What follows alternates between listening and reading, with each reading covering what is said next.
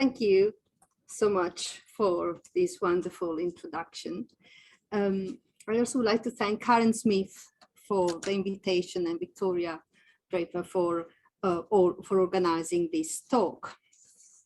It is actually a personal pleasure to be here today because the Norfolk Record Office was actually one of the first record offices that I visited when I started working on paper.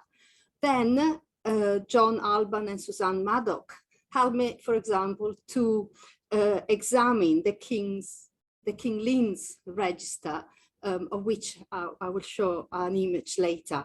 So I'm delighted really to have this opportunity to talk to you about my journey in the world of medieval paper. Oh, shall I slide? Just stop you for a second there. Sorry, can I just, yeah. Oh, we've just got something in the middle of the screen. If you can just swap round. Okay.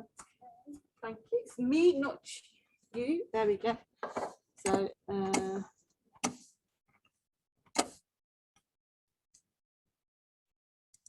we go.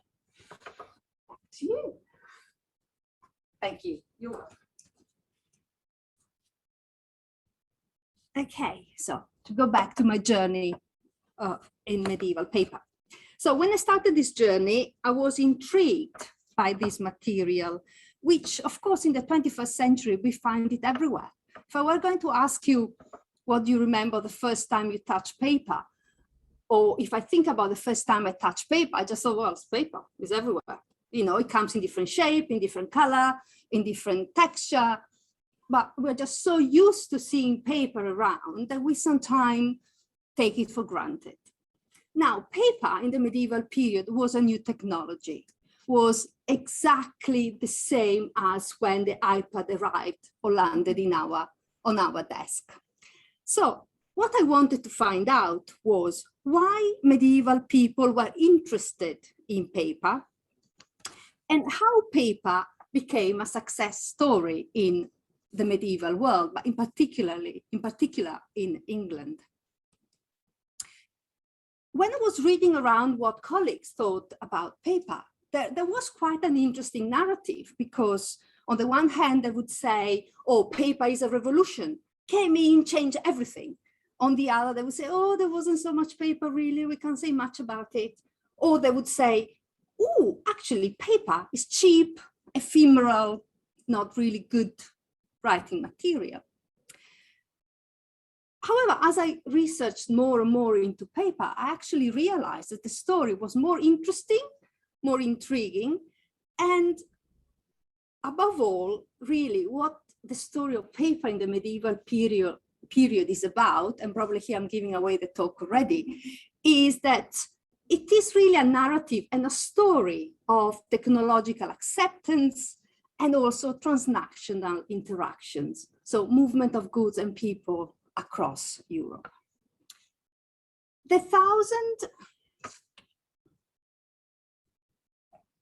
Oops, let's see if I can do it. This. Oh,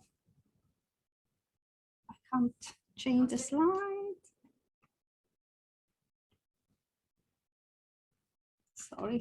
No, it's fine. There's always a technical issue. Do apologise at home. Technology. So apologies at home. Okay.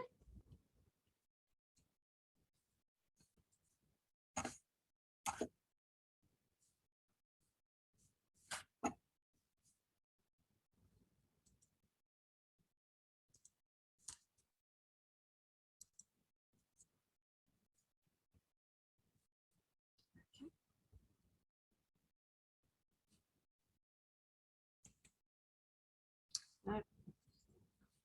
Sorry about this, everybody. We've got technical issues. So let's try again. Okay. There we go. Sorry about that. So, Orietta, it'll have to be on here. Okay, and using that. I'll use that. Sorry about that, Orietta. No, that's all right. No worries. New technology, as I will say later on, always comes up with glitches, and then we need to use our ingenuity to make it better. So that's absolutely fine. So going back to paper, the 1,000 or so letters and papers of the Pastons show the significance that this writing material had in the 15th century. Here you have an example of a letter of Margaret Paston to her husband. And for them, paper really enabled the business transactions. They were able to build relationship, they communicated needs, and of course, they kept in touch with each other. In the medieval period, there is another very important writing material, which is parchment, animal skins. What is really interesting is that in none of the letters that I've seen so far, and I can't claim I've seen them all, there is no communication written on parchment. So all the letters of the Pastons that I've seen are actually written on paper. So really, by the beginning of the 15th century, paper was the main tool of communication in England. And indeed, the first letter written by William Paston, which is dated about 1425, is also written on paper. So in this talk, I will discuss how paper established itself as a commodity in later writing. And to do this, I will explain how paper arrived in England, where it came from, and I will conclude giving you some examples taken from the Paston's letter to explain how they talked about paper. So what did paper signify for them? It is customary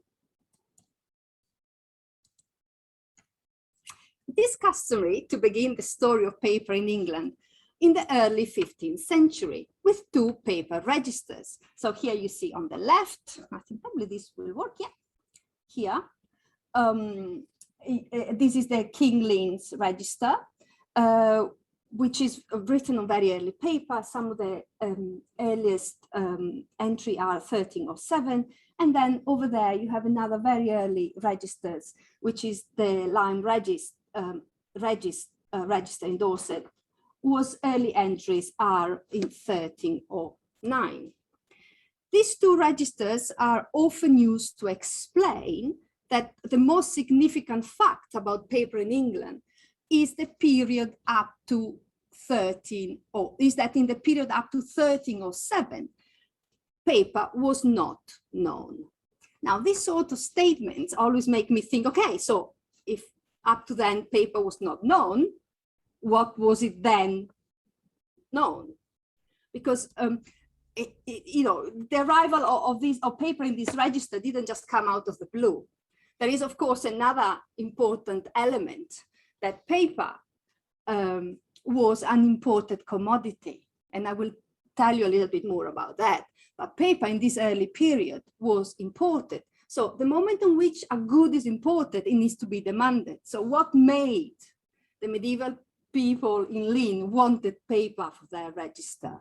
And these are really quite interesting questions that I try to solve, and I talk about a little bit in my book. So in order to answer this question, we need to go back to some general information about the journey of paper in the West, which is well known, but it's always good to think through things a little bit. So it took almost 1,000 years for paper to reach Europe. It traveled across the Eurasian geopolitical axis, so from China all the way via the Arab world, via Samarkand, Baghdad, Damascus, Fez. And then it arrived in Italy. Sorry, this is a very Italian-centered map. Probably we should nuance it a little bit more, but that's what I found.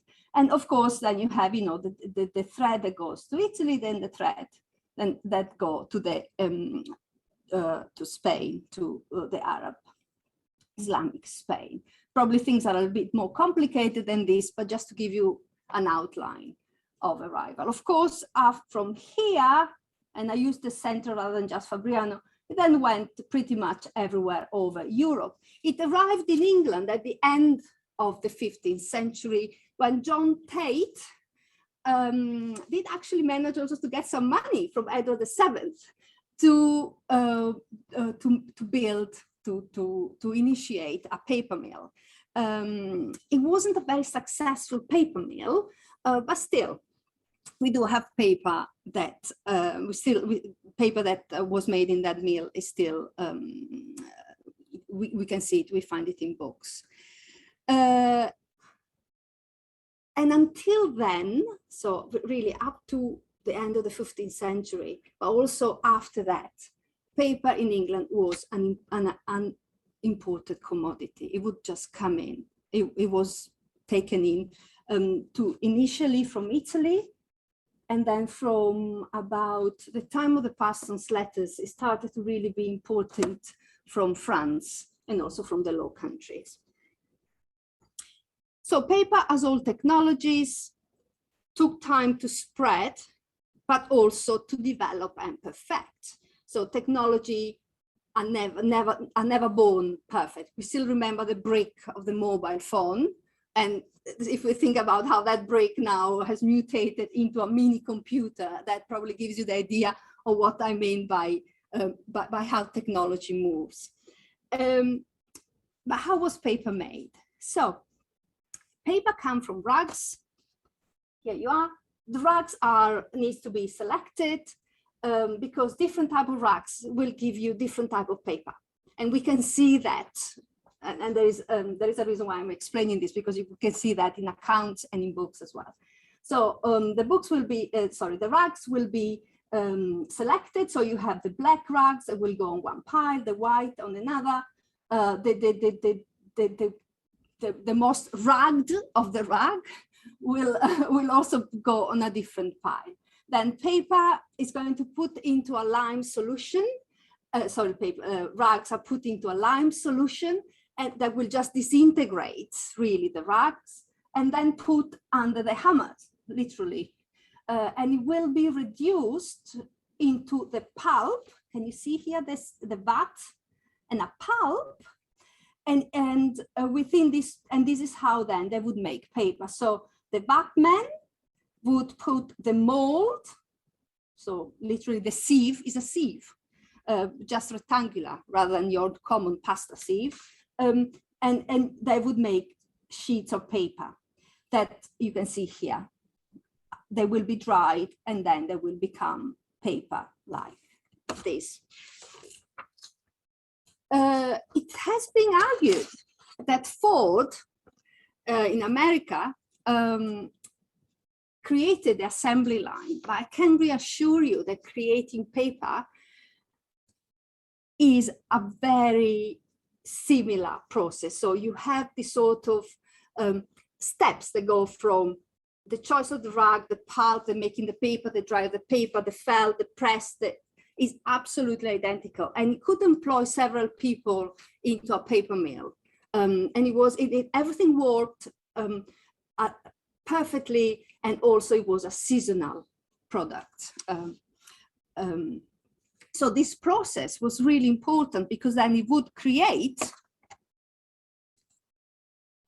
different type of paper. So I'll just give you here a sense in a snapshot what those rugs and that process created. So it would create, so I put here the Italian term, but I'll explain you what they are. So you start with good rugs, so the best quality rug, the lesser quality rug, the inferior quality rug, and the cencineri, the dark color rug. This would create fina o bona, so fine or good quality paper, usually for letter writing or just for writing. You would have the fioretto, which is the lesser quality white paper. And then you would have what was called in the records of the time, miglioramento, which is really the lowest quality paper, usually brown or colored.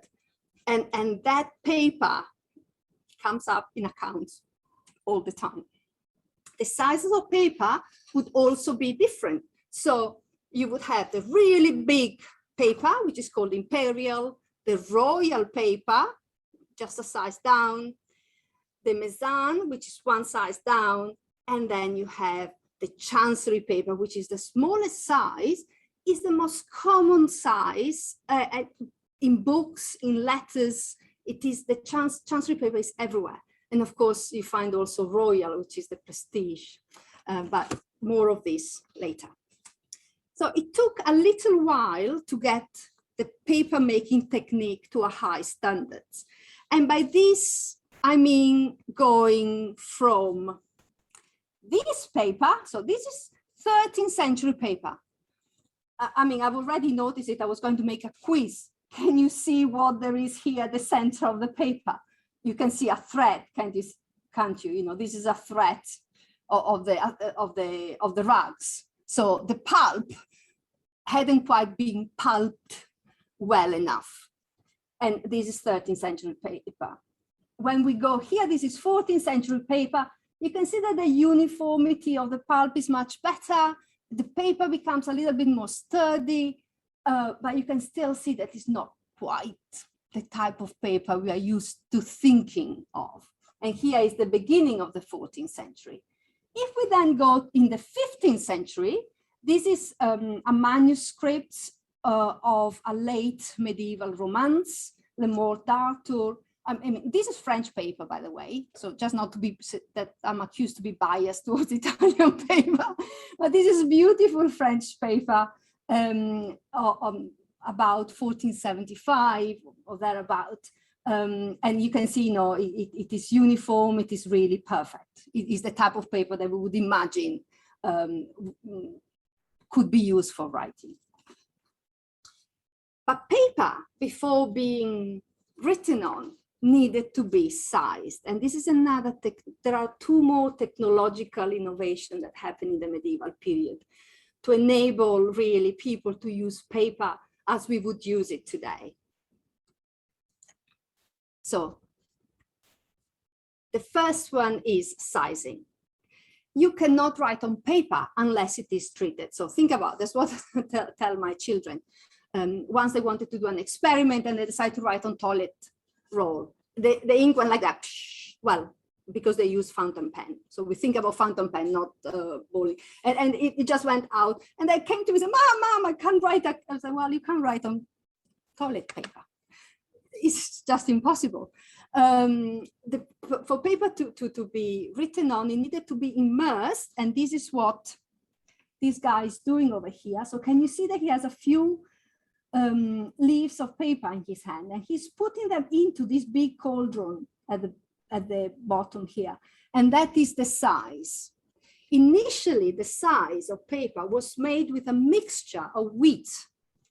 Now, as you all know, if you have flour in the cupboard at a very hot time, you get lots of little insects and animals in the flour. So paper also attracted all sorts of problems when it was sized with that sort of mixture. So what happened was that they decided to change the mixture. So instead of doing with wheat, they then used gelatin or animal glues. So they just melted down all of the remnant of that industry, and they created this lovely size that would then protect the paper. And you can see here, can you see the shininess across there? This shininess is created by the sizing on the paper. And this is again very early paper. In later paper, the sizing is done so well, so thin that you can't see, is invisible. But still, initially, when they started to experiment with different things, and different technique, you can really tell when paper is being sized or not. So the second, this sort of changes happened in the Silicon Valley of paper. So we now think Silicon Valley, we think America, but when we think about some of the technological changes of paper, the Silicon Valley of paper was the Marche region in Italy. So it was really this cluster of towns, Fabriano, Camerino, around here. They started to develop paper, but before paper there, they developed leather. They had textile industry. So it's not that one industry and one craft started out of the blue. They used the knowledge they created with other industries, I call it industry because it was such a scale for being medieval, to then apply it to the medieval period, to paper. And another changes that they also made was to create a new type of mold to make the paper. So the mold becomes a mold made of wire instead of bamboo sticks. This is bamboo, this is wire. And also they attach the watermark onto the mold. So that is a typical Italian innovation of the end of the 13th century. And then it developed even more in the 14th century. And it's quite interesting when I talk about this, because then one of the earliest example of watermark paper, so paper that was made with the mold, with that little filigrane on top, is actually in the archive here in England. So this is one of the earliest watermark paper that was made in Italy. It has, you can just about see here that there is a B and an A. Probably they were the initial, probably people from home can see it a bit better, but oh, now it decided to work. Sorry, going back, there you go. So here, this is an A, just a single compartment A, and this is a B that goes down this way and that way. These were probably the initials of the people who made the paper.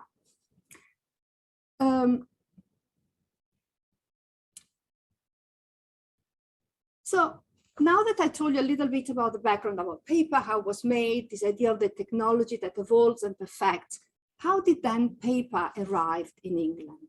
So this paper is here because this was a letter that was sent by the Riccardi, so these are merchants who had a base in Lucca, but then were really into the the wool market here in England. They were also bankers to Edward I, so they really had their affairs here, and their base was London. So this is a letter sent from Lucca to London asking, can you please tell me how things are going over there?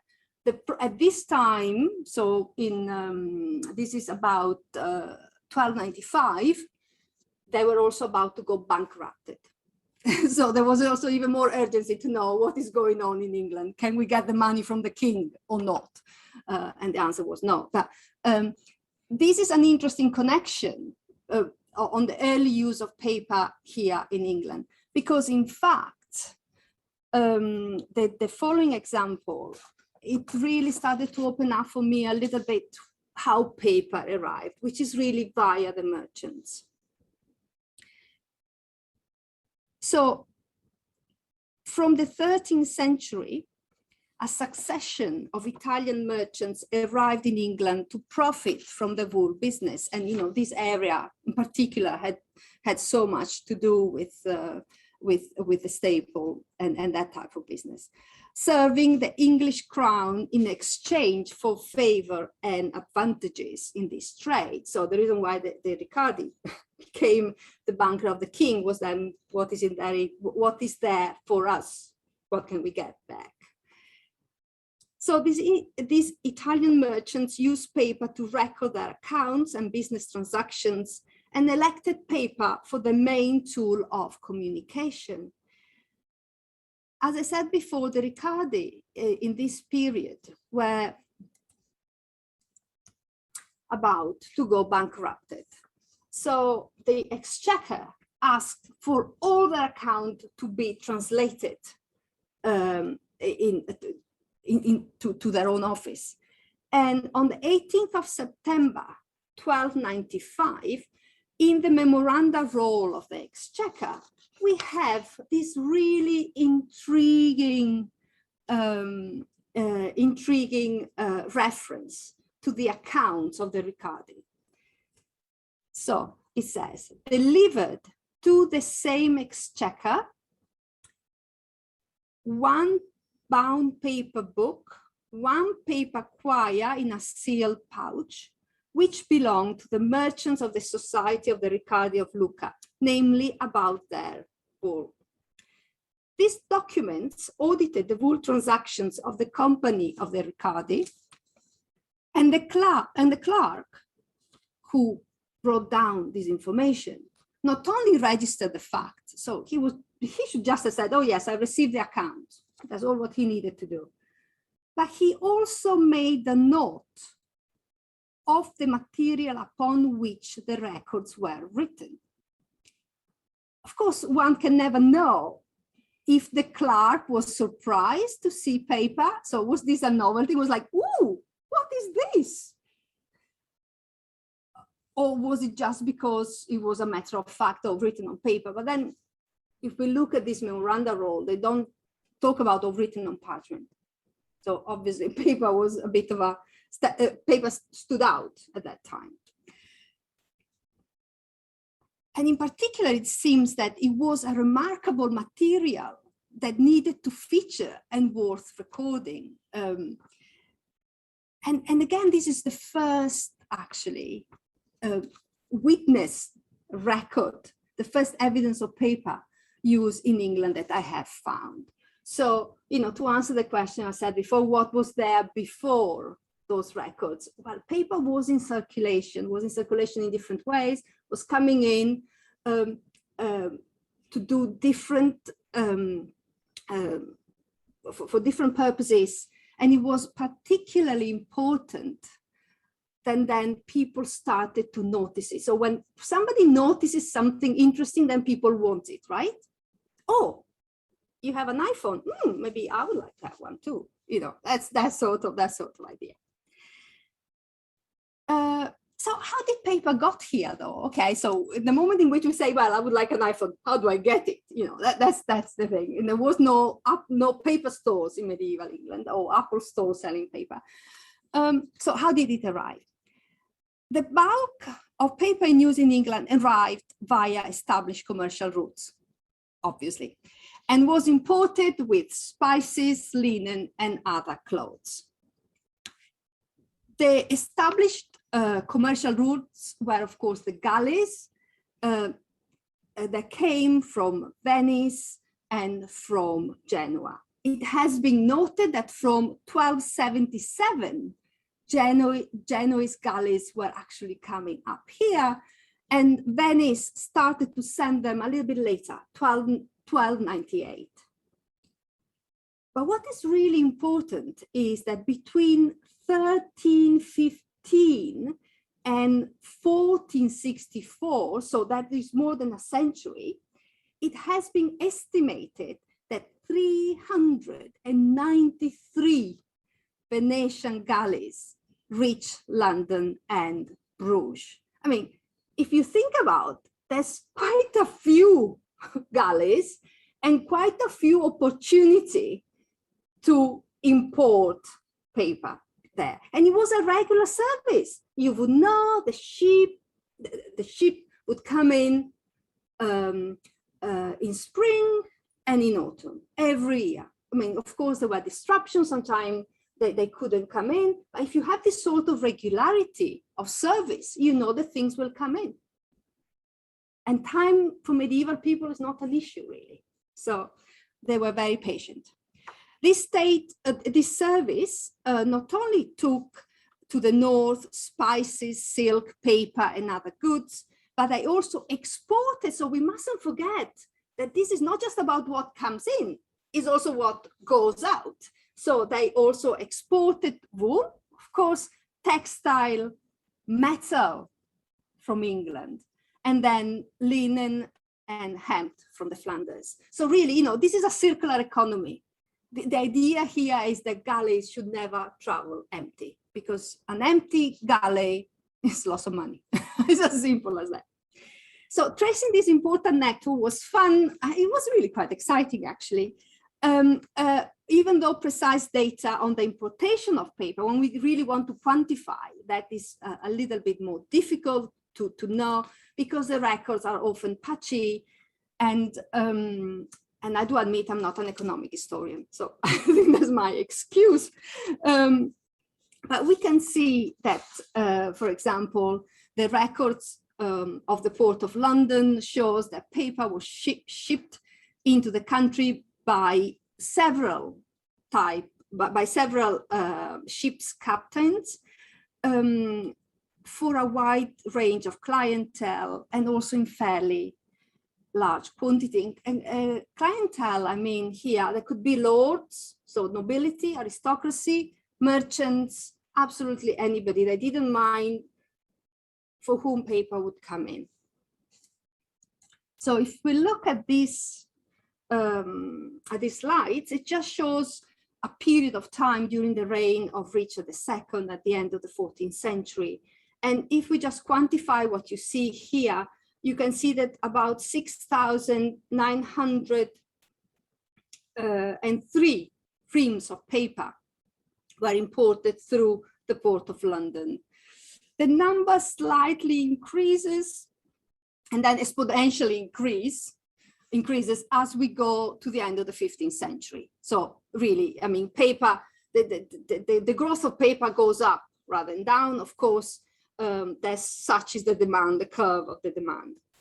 What is interesting, if we look at this record, it's how they name the paper that comes in. So you can see here the term spendabilis.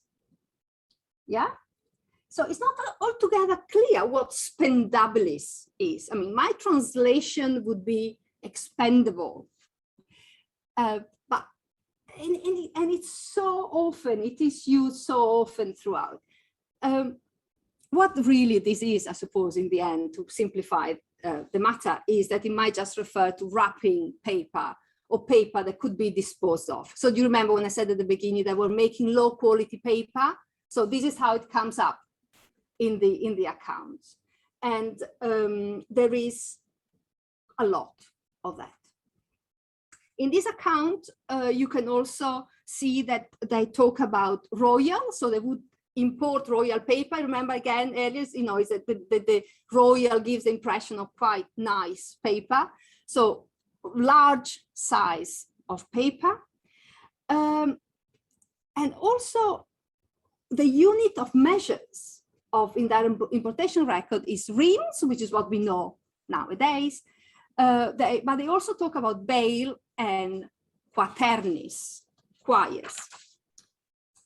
The term quires, which is about 25 sheets of paper, is particularly important to quantify the importation of a type of paper of uncertain identification. So when they don't tell me, oh, it's writing, it's royal, it's spendabilis, they just say X quires of paper and everybody's happy. But it also refers to something else, which is called papiri depicti. So let me just find it on here, one reel here. Papiri depicti.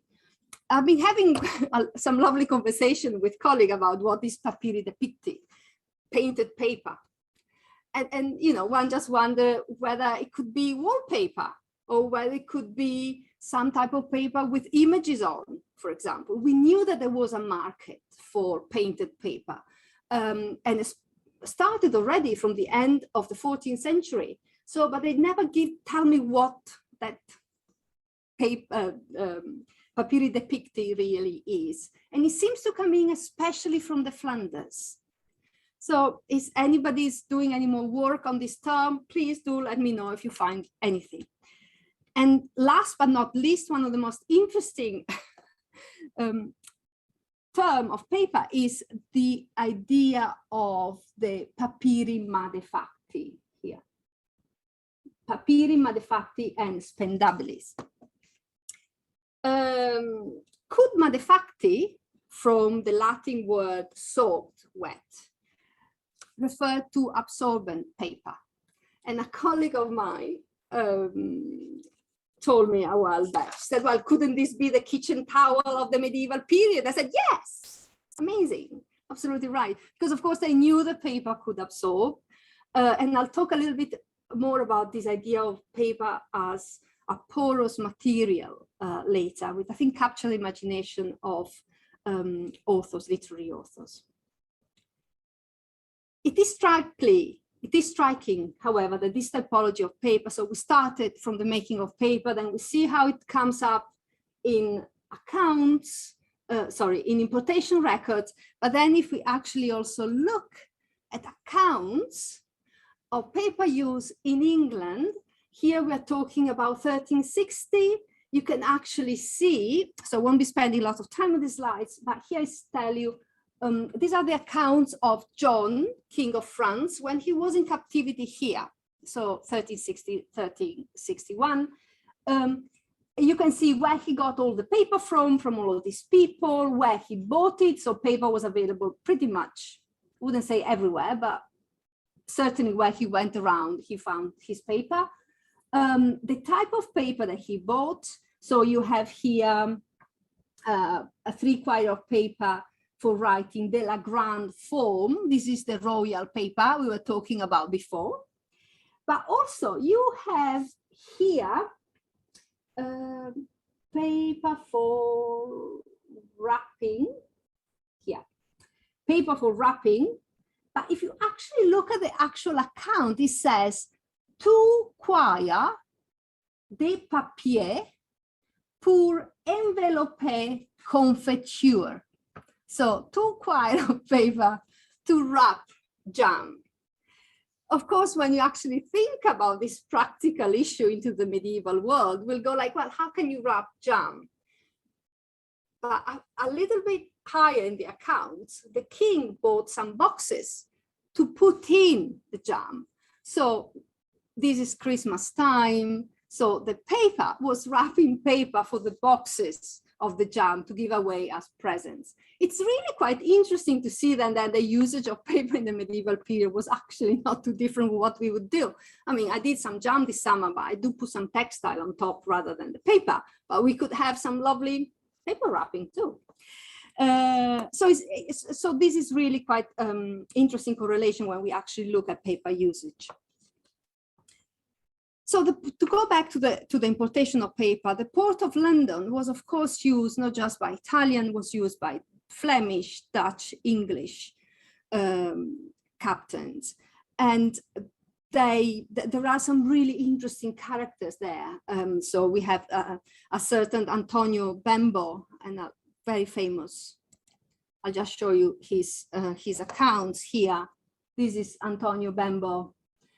He comes in regularly, visit England regularly, brings in paper regularly, and export other material regularly. And another famous one is Lawrence Cheese. I mean, he's one of my favorite ones because, of course, very active, brings in lots of stuff, but then got into trouble for importing wine from Gascony. And then they were after him because he did something probably a bit dodgy. So you can then find really the story of all these people, how they intersect with paper and how they then get into trouble. Of course, the main ports, I mean, here I've talked a lot about London, but we shouldn't forget that there is Southampton, there is Ipswich. So there are lots of ports around that for which we don't have lots of records, but some do survive. And they served, of course, Genoese, Venetian, the Hanseatic League merchants that also imported all sorts of material, and paper also came in via that route too. So this journey into paper importation confirms that large quantities of paper circulated in England, but also that different types of paper were in circulation. And I have to say that I was quite surprised to discover the quantities of wrapping or expendable paper which came into the country. The volume is very large and is much larger than writing paper. The evidence of this wrapping paper is very difficult to come by. I have to say I haven't found any evidence of expendable paper in my records searches, and it might be that maybe somebody might find some, but of course that was expendable paper. It could be thrown away. So there's no wonder that all what we have is probably the paper in books, you know, the paper that then was used to write things down, or letters, in fact, in case of the Paston. So despite this difference in quantities of paper, the evidence that I have collected on the use of paper in writing was equally surprising for two reasons. The first, quantity, and the second, variety. In particular, what I was also surprised to find is how much paper was used not just for commercial ventures, but also to develop diplomatic missions. And I think this is really the key that probably links to the Paston's letter. And therefore, really the context of the significance of a letter writing culture. What does it mean to develop connections, and why is paper so important to do that? I have to say that my conclusion to that is that the communication expanded so much that people really needed more material. So it's not a competition between parchment and paper. It's more about, I want to write more, I need more material. And there are only so many sheep. So that all really works nicely together. So in this table,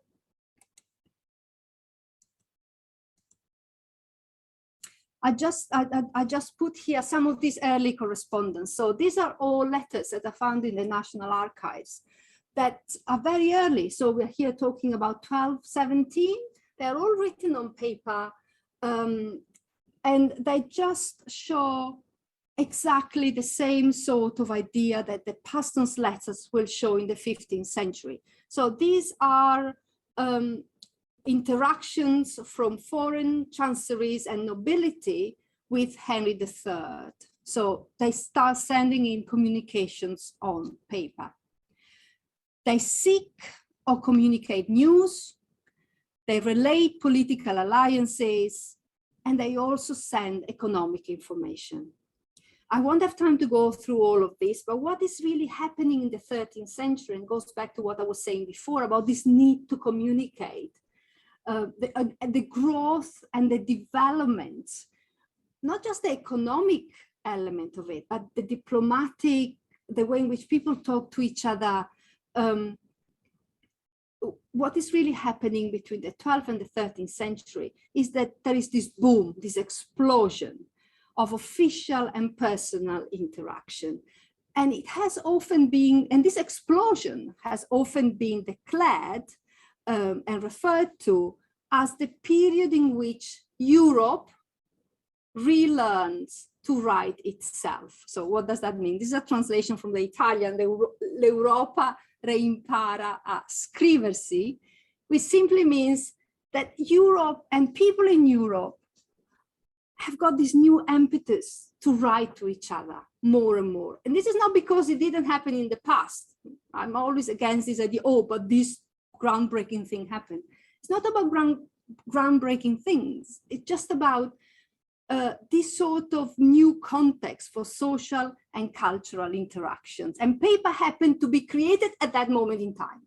So it was just a perfect marrying two perfect strands and two ideas.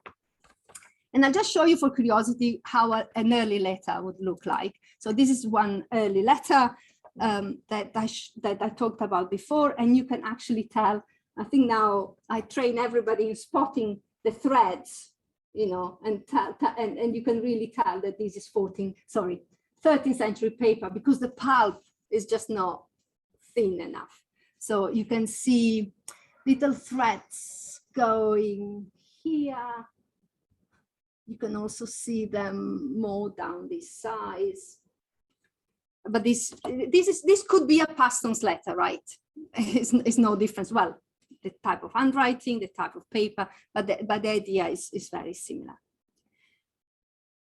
And indeed, if we then compare a Paston's letter and we look at, this is a Paston's letter. You can tell that the paper is different. This is 15th century paper, is more compact, but this sort of idea of starting the letter, telling the news, signing off is pretty much the same as 12th century. So the point there is paper enable us to communicate. And another thing that is also quite important, and people comment on that, is that paper is light. So you can take 10 rolls of parchment with you when you travel, or you can take a ream of paper.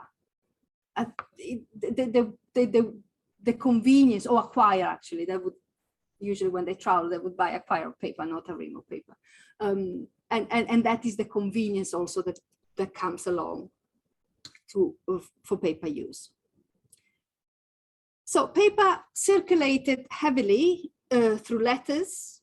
Its availability is very well documented, as I've shown you to you right now. And this capture the imagination of contemporary authors. So now, forgive me, I have a little detour into medieval literature, which is obviously my passion, as well as paper.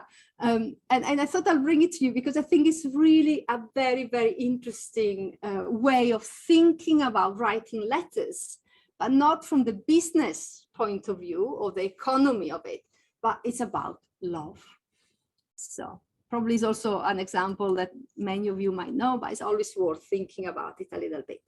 So Geoffrey Chaucer, medieval authors, we're talking here about the end of the 14th century, wrote this amazing book called Troilus and Criseyde. So what is the book about? The book is about the love and strife of these two lovers, Troilus, besotted with Criseyde, who to begin with, she's not too keen, but he's very keen.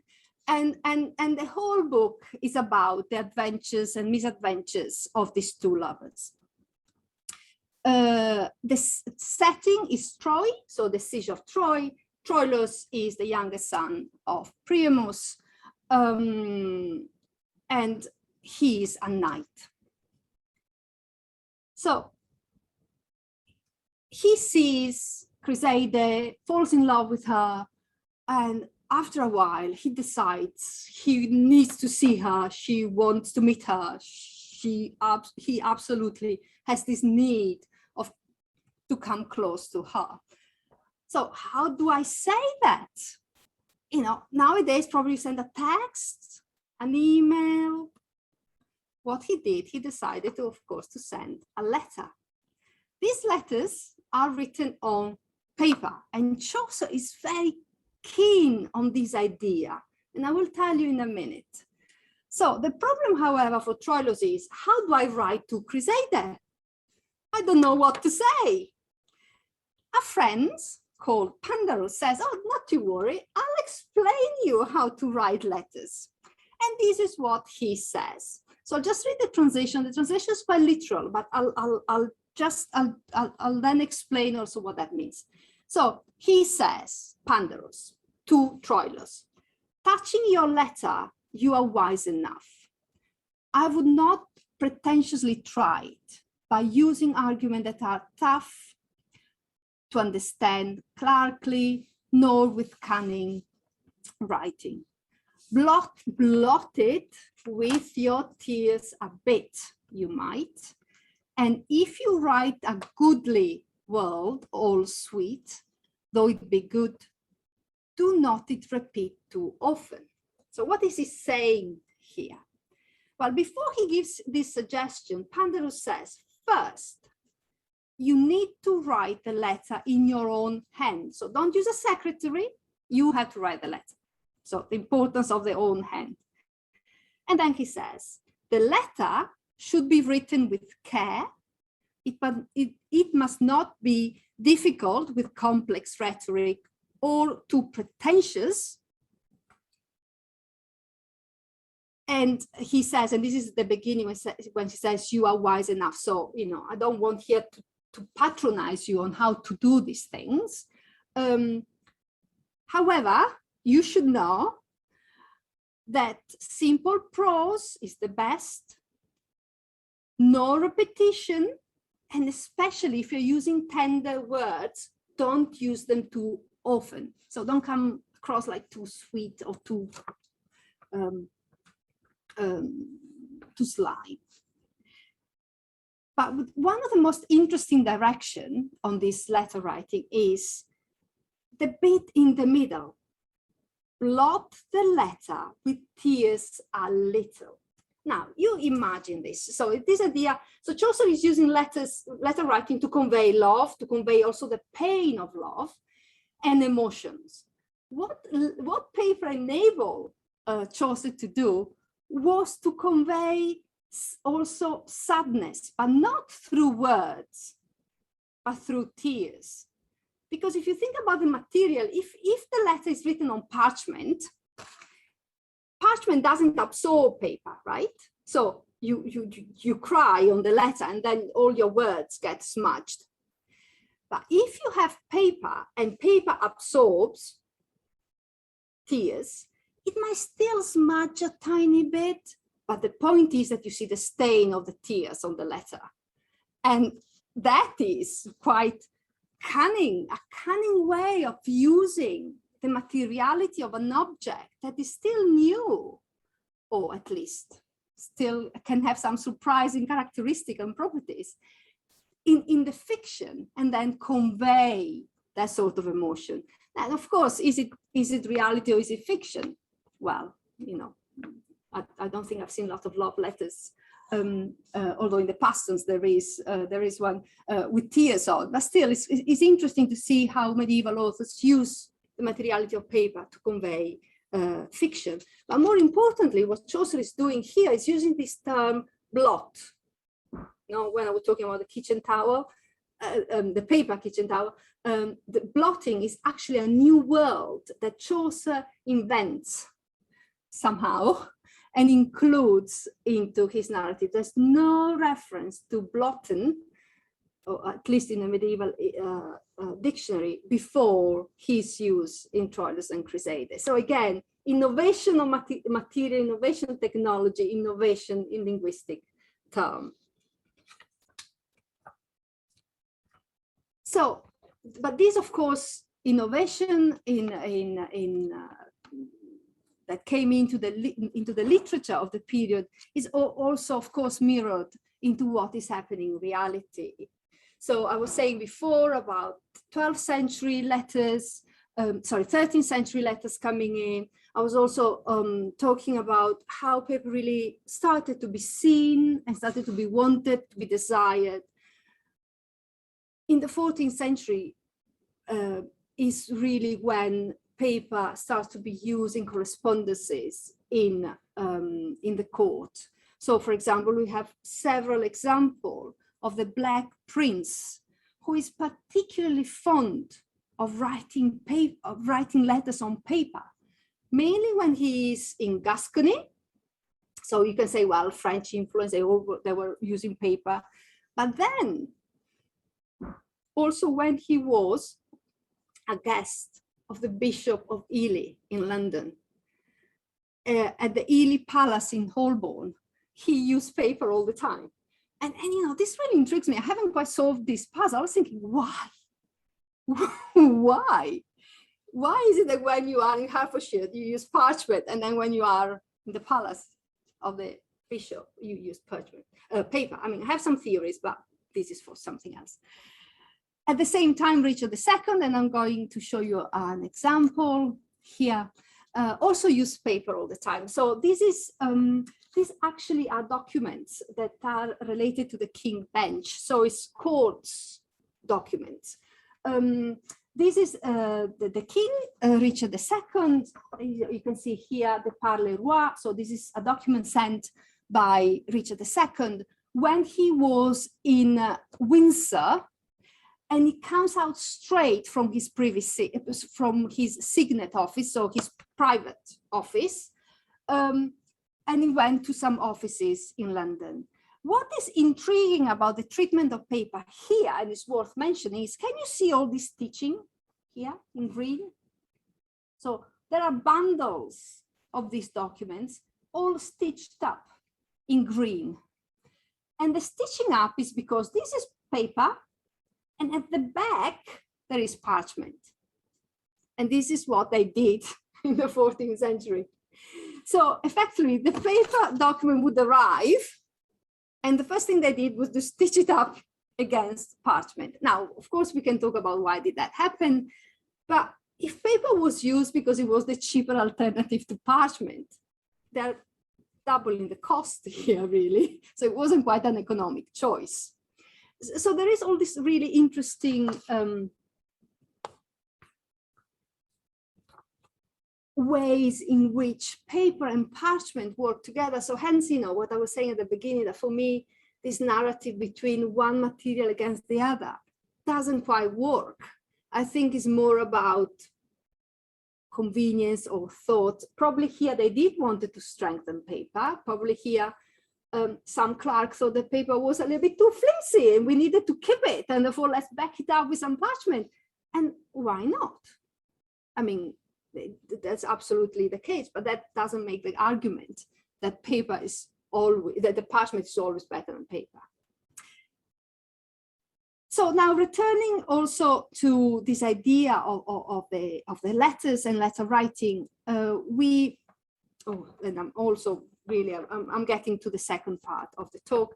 I wanted to show you another letter, because the Paston's letters, of course, quite rightly, are often hailed as the key example of written communication in the 15th century, but there are thousands of them. You know, they are just amazing, amazing, amazing witness, as the exhibition also shows, of a century and more of lives and business and intrigues.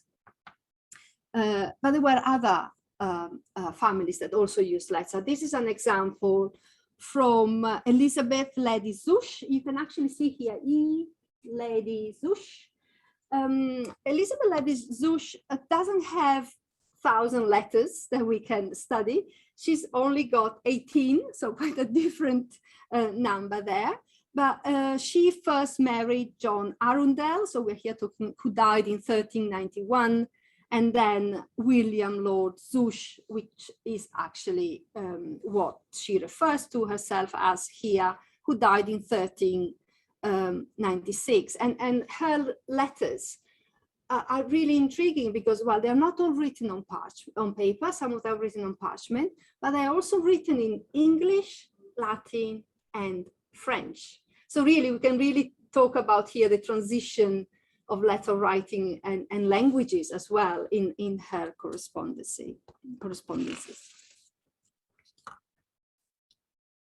So we have now seen how paper arrived in England, how it was used in letter writing, and there is really no surprise that the Pastons used paper so extensively. A perusal of 15th century correspondence of the Pastons shows that paper had made a transition from being a technological novelty to becoming a familiar tool, an essential instrument in everyday life, a household requirement, essentials. What would we do in the 15th century without paper in a household? So what was interesting for me to find out from the Paston's letter was, what did the Pastons think when they were talking about paper? So did they ever refer to paper? Did they think that paper was paper? And when we actually look at that, it becomes quite interesting and intriguing. So going back now to the letter at the beginning of the talk, on the 6th of July, 1451, Margaret writes to her husband, John Paston I, a short letter, and she concludes the letter, and you can see here in this bit of the letter, she says, I pray you that you will vouchsafe to send me other sugar loaf, for the old one is done. Please also send a girdle for your young daughter who is in need of one. The blessed Trinity have you in his keeping. And then she says, written at Norwich. Yeah, down here. Written at Norwich in haste on the Tuesday next before St. Thomas Day, yours, MP, paper is dainty. What does it mean, paper is dainty? This letter talks about the usual practical things that Margaret would write to her husband, but the term dainty here means precious, and it is variously attested in medieval text with this meaning. She is employing here, however, as a rhetorical device. I mean, the Pastons are rhetoricians. They know how to use all these terms in order to convey a little bit more than what they would like to write. So here, paper, by using the term dainty is a luxury, and it also implies that it's rare and scarce.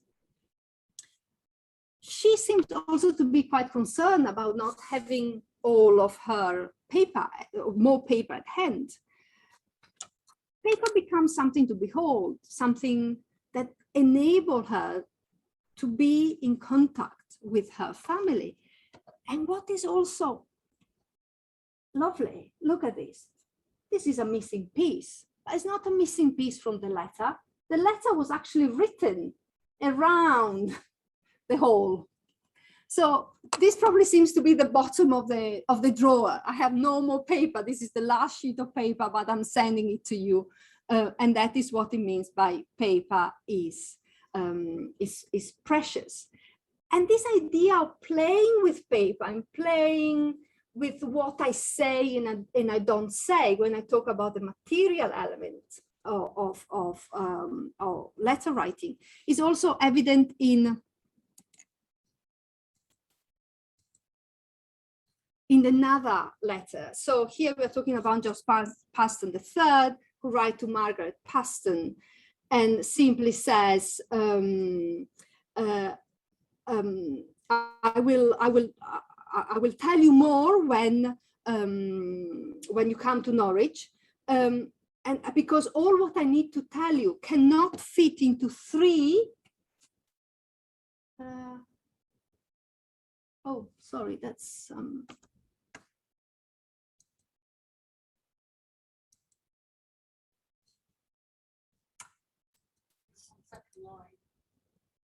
oh, here it is. Yeah. Or the 3 leaves. Yeah, sorry, I couldn't see it from this angle.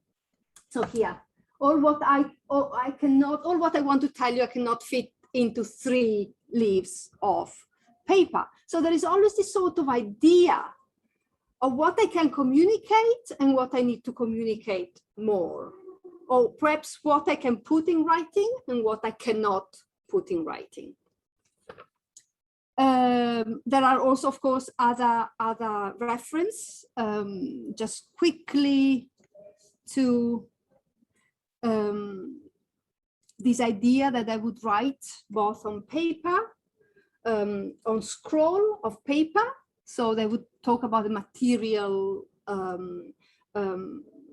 form of which they would write. So John Paston here has a little scroll of paper in his hand with his own writing in English. And I can also say that, so the witness says that scroll had just been written and the ink was still moist. So in this case, the emphasis is on the format of the document and more about the fact that John Paston authenticated the document in writing and that was his hand. And finally, this is the last example.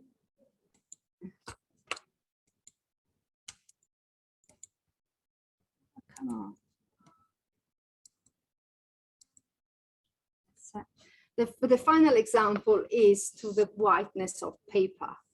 So this example comes from John Paston III, who wrote to his mother and said, you can find the deed written on white paper. So this idea that the color of paper come across as the quality of paper, and a deed ought to be written on good quality paper, because it gives some sort of solemn character to the document, to that John was referring to. So, of course, the business-like scope of the Paston exchange doesn't really open up more possibilities to thinking about the significance of paper for them, but it does pick on some rhetorical skills, on some of the ideas that I talked about before, white paper as opposed to different quality of paper. But really, in conclusion, what is really interesting, and something I saw in the exhibition, you have John Fenn material, and John Fenn was one of the pioneers that really looked at the Paston's letters, not just as content of words, but also for their material importance. And he did all the tracing of the watermarks. And it's really interesting. In fact, that's something my next stage of the paper project entitled Paper in Time and Space, is really to try to match all of his work also on paper circulated in England in the 15th century. And I can reassure you that there are so many correlations that would be really interesting to see what that work will bring about. So in conclusion, this whistle-stop tour of the world of medieval paper has shown how paper was used for the quotidian and the extraordinary. It was a tool as well as an idea. And medieval people, including the Paston family, fully understood the affordances of paper. So what paper could be used for, that is really the important thing. Using then the properties of paper and paper itself for their own advantages, and to fulfill their continuous and new needs. So I asked at the beginning, why paper? Why did they want paper, medieval people? And my conclusion is because of its affordances, because what they could do with it, rather than its affordability. So not because it was just cheap and cheerful. So thank you ever so much for listening.